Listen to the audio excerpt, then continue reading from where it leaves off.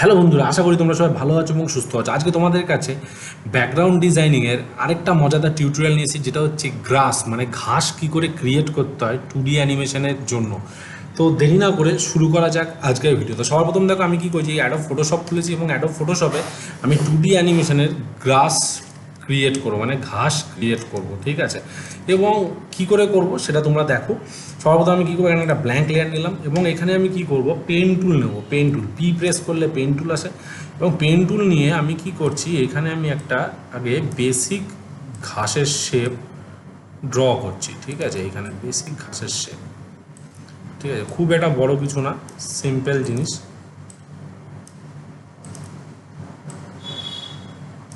এখানে একটা বেসিক ঘাসের শেপ, ঠিক আছে। এবং এটাকে কন্ট্রোল এন্টার মেরে সিলেক্ট করে দিলাম এবং এখানে কালার দেবো, মনে করে আমি ডার্ক কালার দিচ্ছি। অল্ট ব্যাকস্পেস প্রেস করে ব্ল্যাক কালার দেবো কন্ট্রোল দিয়ে। এবার আমি কি করব, এটাকে সিলেক্ট করব কন্ট্রোল প্রেস করে।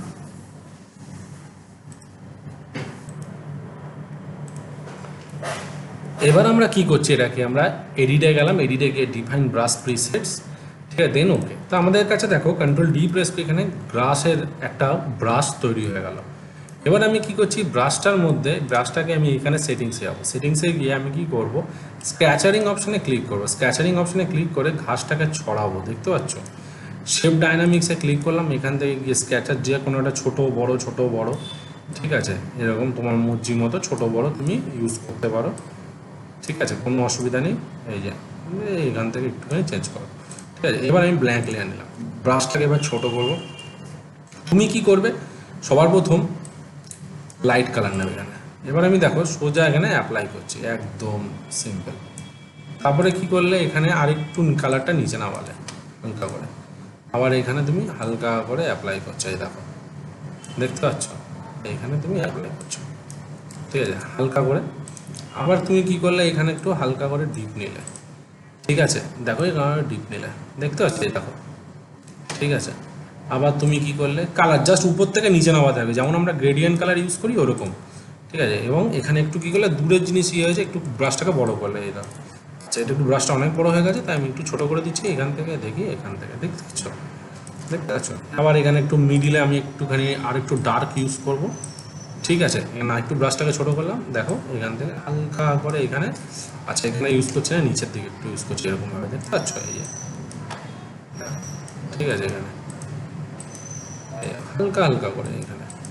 আবার এখানে একটু লাইট কালার ইউজ করছি এখান থেকে, ঠিক আছে, এখানে একটু লাইট কালার,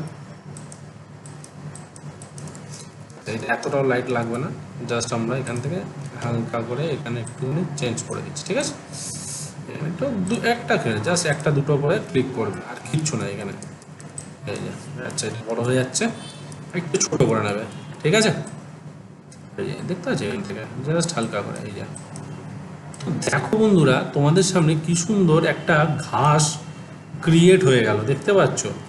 তো এরকম তোমরা চাইলে এরকম তোমরা ঘাস ক্রিয়েট অনায়াসে করতে পারো। এই জায়গাটা আমি একটু অ্যাডজাস্ট করে দিই, এই জায়গাটা। এবার তুমি যদি মনে করো এখানে আরেকটু স্পেস দিতে চাও, আরেকটু ছাড়াতে চাও, এখান থেকে গিয়ে শেপ ডাইনামিক্সটাকে ছেড়ে দাও, এখানে গিয়ে স্পেসিংটাকে আরেকটু ছড়িয়ে দাও, ঠিক আছে। আর এখান থেকে গিয়ে দেখো আরেকটু বড় করে দিলাম, তা এখানে দেখো, এবার দেখো, এই যে, যত বেশি তুমি করবে তত বেশি তোমার এখানে অ্যাড হয়ে যাচ্ছে, দেখতে পাচ্ছ। এই যে, আবার একটু ডিপ লাইট তুমি ইউজ করতে থাকো, জাস্ট আরামসে, ঠিক আছে, কোনো বড় ব্যাপার না বন্ধুরা।